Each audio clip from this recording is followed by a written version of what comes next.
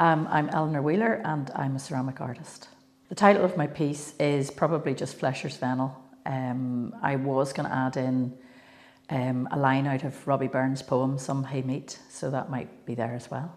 My Vennel installation is a series of ceramic panels. They're low relief ceramic mural panels depicting cattle, animals going to market, and they're actually based on 17th century woodblock engravings that show the butcher's trade and refer to the guild of butchers that would have been located around St John's Square. And I suppose they're designed to kind of reenact the history of the area and maybe get people to ask questions about what was there.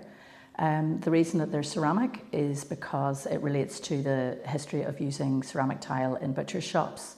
So in Perth there's a cafe called The Artisan, which actually has original blue and white tiles from when it was a butcher's shop. So I'm trying to reflect a bit of that history as well for a modern context. Well, honestly, it was just necessity of looking for jobs. As a public artist, public art artist, I tender for jobs, and I was delighted to see the opportunity to come to Scotland.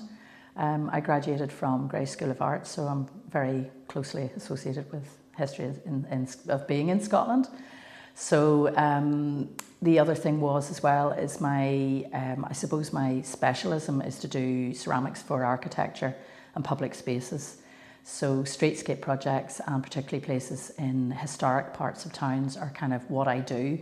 So for me it seemed to tick a lot of boxes for my practice, and I was very interested in the themes, and so largely that's why I applied.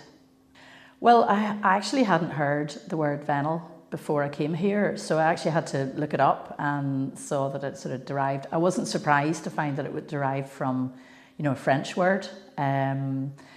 At home we would call them, I suppose, alleys, or I suppose in Scotland closes and things like that.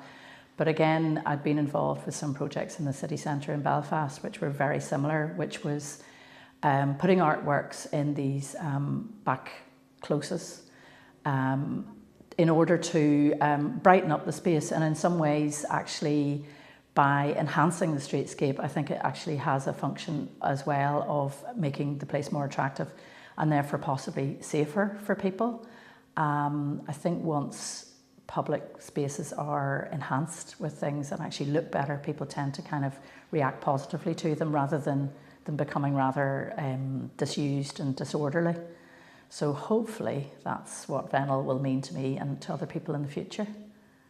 The process whereby I arrived at the final artwork, I suppose, it always starts off with me doing a bit of research around the history of the town, and coming over and actually getting a feel for the place as well is super important. I think the artwork needs to sit very well within the space. It needs to feel naturally that it belongs there. So there were some spaces within the Vennel that kind of, threw themselves at me in terms of bricked up windows and things like that. Then it's a case of doing some design drawings and then maybe some testing of glazes. In this case, I'd already decided to kind of go for blue and white. So I used a technique called majolica, which is well known through Italy and Spain and is always used, in public spaces and whatever. It's very familiar to a lot of people.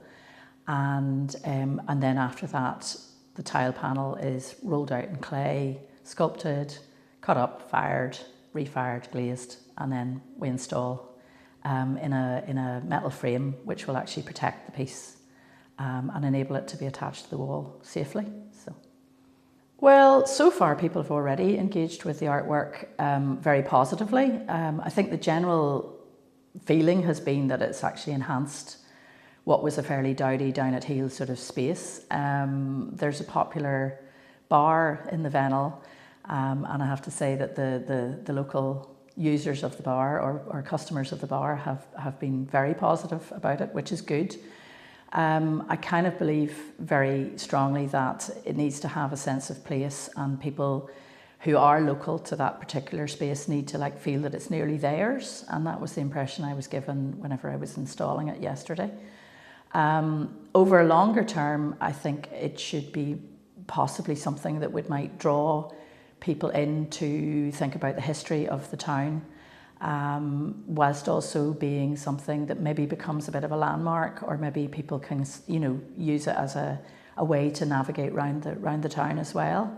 And I'm also very, very happy if over time it just quietly kind of becomes part of the streetscape and people actually believe that it's been there for hundreds of years. I think that's, you know, I feel that I'm much more of doing like, it's almost like a set design kind of job where you're enhancing what's there already, rather than it becoming like a big thing on the front of a stage or on a pillar or on a plinth or something. So that's what I hope for the piece anyway. Well, I totally believe creativity in public places is important because, again, as I've alluded to, it's the enhancement, it's the visual enhancement. But I think that basically if a town or if a public space looks like it's been neglected, people will not give it any attention and it will become more and more neglected. Worst case scenario, it can become a dangerous place, and I think public art and creativity in public spaces has the opportunity to show that somebody actually cares. And I think when people think that somebody cares about them, they generally respond positively. So I think, you know, and people always go away on holidays and come back and go, oh, we were in this amazing place in Spain and it had fabulousness on the walls, and sure, if they did it at home it would be wrecked, but not necessarily. I think we need to start engaging with the attitude that we do have a group responsibility to look after our social spaces, and I think that makes them safer and more pleasant for everybody.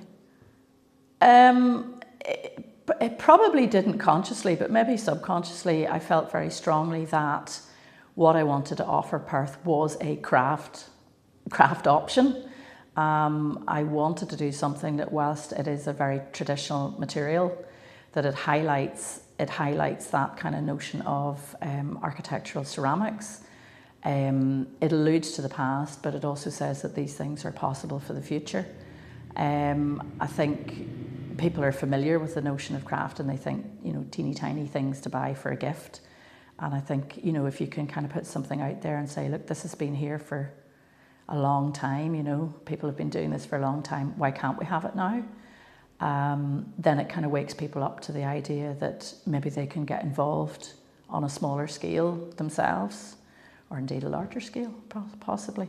But I think it's sort of like, I think people are very familiar with clay, but when they see it associated in a different context, it kind of maybe makes them think about the use of the material, and maybe it links them to, you know, past into the future, hopefully.